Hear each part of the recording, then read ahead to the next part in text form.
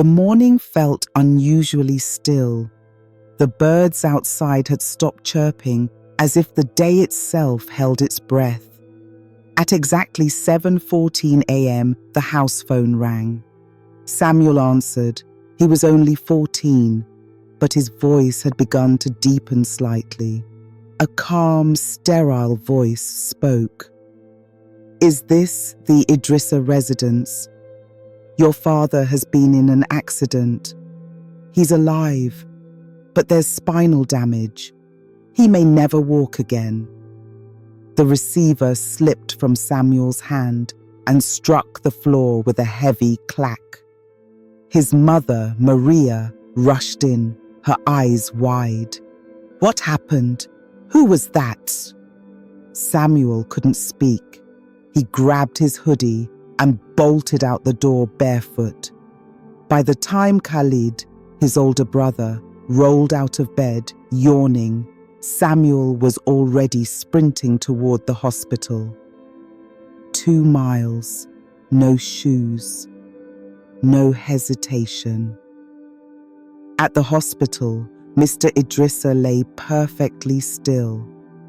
Tubes ran from his arms. Machines beeped softly. His eyes were open but unfocused. A doctor explained the diagnosis with cold professionalism. "Cervical spine trauma. We don't expect movement below the neck." Maria gasped. Khalid frowned. But Samuel didn't say a word. Inside Idrissa's mind, however, one thought repeated.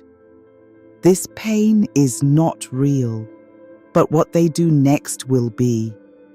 Because the truth was, the accident was a lie, a test.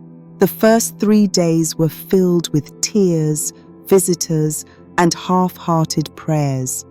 Neighbors brought food. Church members offered hugs. But by the 4th day, the phone stopped ringing. By the 5th, the casseroles stopped coming. And by the 7th, Maria stopped crying. She sat by the window, looking out without seeing. Her face was tired, her hair unbrushed. She hadn't touched Idrissa's hand once since the diagnosis. "I didn't marry a statue," she whispered to no one. Samuel overheard her. He was folding his father's clothes gently, like they were fragile pages in a sacred book. At night, Maria didn't sleep in the hospital anymore. She said the cot hurt her back. She started sleeping at her sister's. She came by during the day, but mostly scrolled through her phone while doctors gave updates. By day 10, she didn't even come at all. Khalid had vanished too. Last Samuel heard, he was working on something big, though Instagram told a different story. Nights at clubs, bottles, strangers in photos. And so it became just Samuel and Idrissa, a boy and a man pretending to be broken. Samuel shaved his father's face, made sure his lips were moisturized, and whispered updates about the world. Every evening, he wheeled the chair to the window. "Sunsets are still free," he would say softly, as if speaking to the sky. Idrissa remained silent, always watching. Inside, the father took notes, not on paper, on loyalty. It had been 13 days since Maria last visited the hospital. On the 14th, she arrived unannounced, heels clicking through the hallway like a warning bell. Samuel was sponging down his father's arms when she walked in with a folder in hand and a coldness in her step. "I've found a facility," she said, not bothering with greetings. "It's private, clean. They specialize in long-term vegetative care." Samuel stood up slowly, towel still in hand. "What are you saying?" he asked, voice low.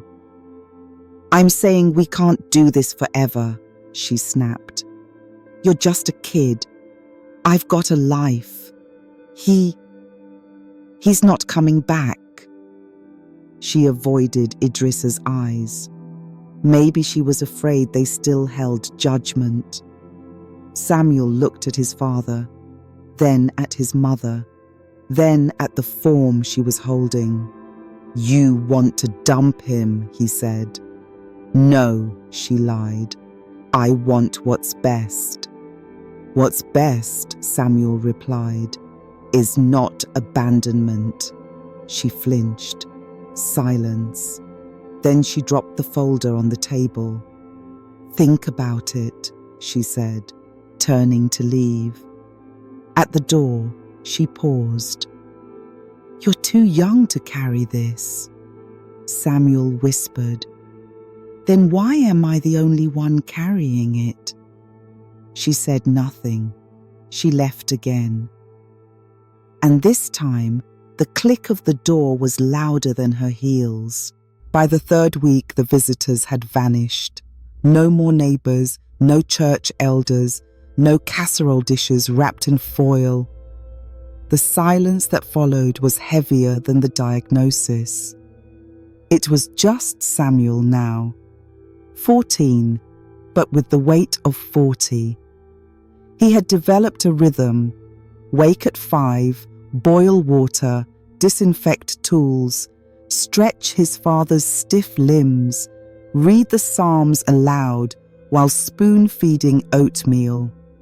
Every hour was a test of patience. Once, while trimming Idrissa's beard, Samuel nicked his chin. A thin line of blood appeared. Samuel froze. "I'm sorry," he whispered, tears forming. Idrissa didn't move, didn't flinch, didn't speak. Samuel cleaned the wound gently, then sat down and began humming an old lullaby his father used to sing to him.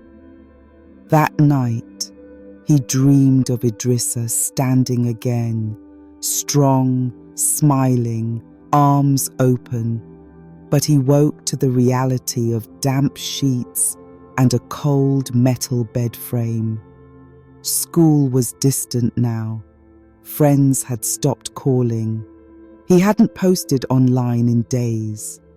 The world had shrunk into one room, one chair, one man who no longer spoke. But Samuel never complained, not once. He journaled sometimes, quietly. "My hands are tired, my back aches, but my heart still burns like fire for him." And somewhere deep inside that motionless man, a tear formed, but it never fell. But Khalid had always been the loud one, the star of family photos, the first to crack a joke, the last to help with dishes. But since the accident, he'd vanished like smoke.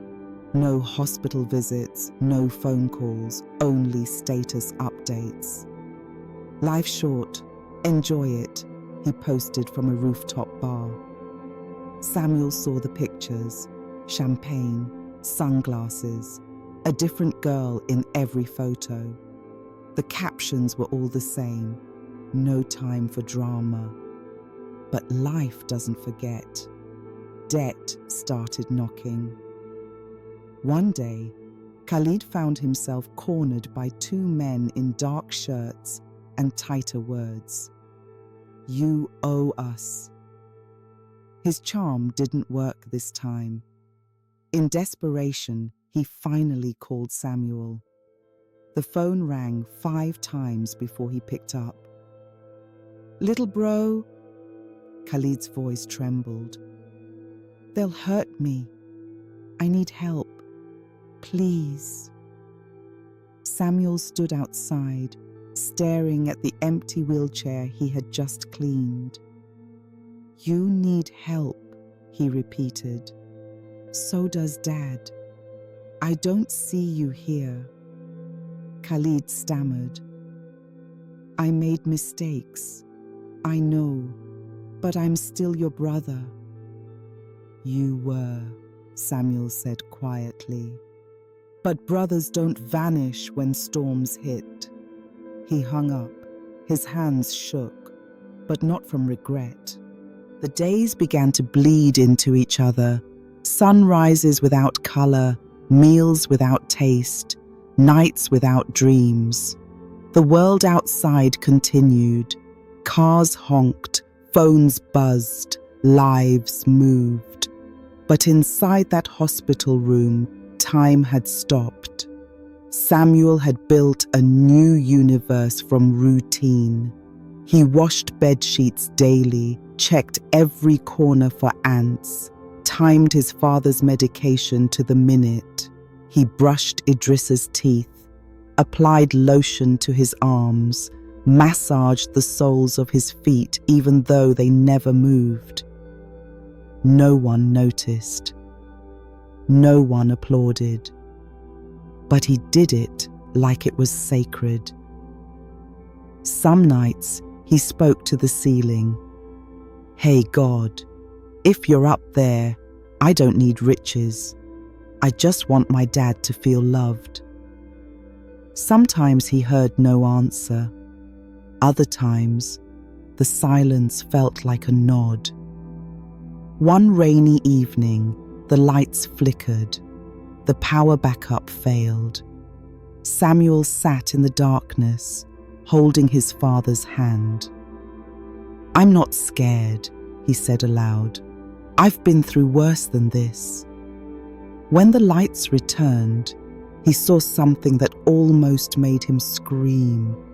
A tear, just one, sliding slowly down the side of Idrissa's face. Samuel reached for it, stunned, but by the time his fingers got there, it had vanished. No witness, no proof, just that quiet moment where heaven might have blinked. It was Idrissa's 50th birthday. No balloons, no cake, no visitors, just the hum of fluorescent lights and the slow ticking of a wall clock that didn't care. Samuel rose early. He wore his cleanest shirt and combed his hair twice. He bought a single candle, one Samuel had paid for with his own saved coins. He placed it in the middle of a bowl of mashed yams. Happy birthday, Dad, he whispered, lighting the candle. Then, carefully, he took his father's limp hands and clapped them together, gently, to the rhythm of the birthday song. They weren't really clapping, but Samuel's voice made it feel like thunder. After the song, he leaned forward and kissed his father's forehead. I'm still here, he said, and I'm not leaving. He took out a small journal from his backpack, worn at the edges. He opened it and began to read. Dear Dad, I know you can't talk back, but I hope you hear me. You always said birthdays aren't about presents, but presents. So I'm here. All of me. I'll be your voice, your legs, your light. For a long time, there was only the sound of Samuel's breath and the faint crackle of candle wax melting. And then, a whisper, almost too soft to be real. Thank you. Samuel froze. He looked at Idrissa. The man's lips hadn't moved, but Samuel knew he had been heard. The dream always began the same way. Samuel was in a field of tall yellow grass. The wind bent the blades like a sea of golden waves. And in the distance, a figure walked toward him, tall, proud, strong. Dad? Samuel would ask. The man didn't answer, just smiled. He never reached Samuel, always disappeared before touching distance. Samuel would wake with damp cheeks and clenched fists, his chest tight from hope that hadn't found footing. Mornings were crueler after those dreams. The contrast between imagined movement and real stillness made every task feel heavier. Still, he kept going. One morning, he trimmed Idrissa's nails, one by one, then filed the edges until they were round and smooth. He fixed a frayed button on his father's shirt using an old sewing kit. He brewed his favorite tea, hibiscus with ginger, even though Idrissa hadn't tasted anything in weeks. Then he sat beside him and opened his journal again. "Dad, last night I saw you, standing, smiling. I think it was you, or maybe just my heart pretending. I'm not sure anymore." That day he cleaned the wheelchair with extra care, polishing the arms, scrubbing the wheels, adjusting the brakes. Then he folded a note and tucked it into the pocket of Idrissa's shirt. It read, "When you're ready, I'll be ready too." It was a morning like any other. The sun rose behind grey clouds, soft light spilling across the floor tiles. Samuel brewed tea, wiped down the window, and returned with a fresh towel for his father's face. But the chair was empty. For half a second, his mind refused to believe it. Then he saw the silhouette, standing, at the window, back straight, feet planted, arms behind him like a general surveying the world. "Dad?" Samuel's voice cracked. His heart thundered so hard he thought the floor might split.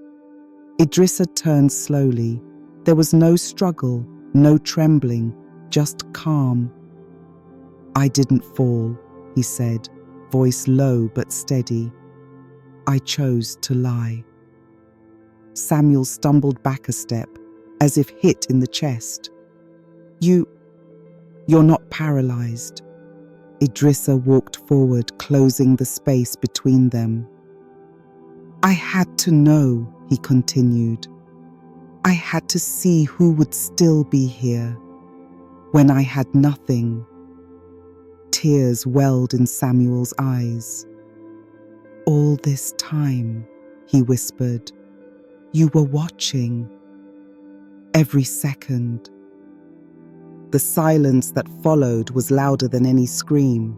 They didn't speak for a while, not because they had nothing to say, but because the moment needed space. Samuel stood frozen, trying to process 4 years of sacrifice wrapped inside one truth. Idrissa sat down gently on the bed and tapped the space beside him. Samuel joined him, slowly, cautiously. "Everything you did," Idrissa began, voice low. "I saw it. The sleepless nights, the burnt rice, the way you cried when you thought no one could hear." Samuel swallowed. His chest felt hollow. "You let me believe you were broken." "I was," Idrissa said. "Not in body, but in trust, in faith, and you rebuilt it." Then he reached into the drawer by the bed and pulled out a worn envelope. "Open it." Samuel's hands trembled as he unfolded the paper. It wasn't a letter. It was a legal document, title deed, company shares, bank authorization. "What is this?" "It's everything I own," Idrissa said calmly. "And as of this moment, it's yours." Samuel's mouth opened, but words failed him. "I earned none of this," he whispered. "You earned more than I ever did," Idrissa replied. "And this." is me saying thank you, not with words, but with everything. For the first time, Samuel cried without shame, and Idrissa let him. News spread like fire in dry grass. The youngest son of Idrissa, a man presumed paralyzed, was now the legal owner of a company worth millions. The local news aired a feature. Headlines read, "Teenager inherits fortune after years of silence." Social media buzzed, hashtags trended. But Samuel didn't post, he didn't celebrate. He packed a single bag and asked his father one question: "Can we go home?" And no one knows what going home will truly mean for Samuel and his father. The story continues in part 2. I hope you enjoyed the story. If you did, please give the video a like, share what you learned in the comments, and don't forget to subscribe for more enchanting tales like this one. Thank you for being part of the journey.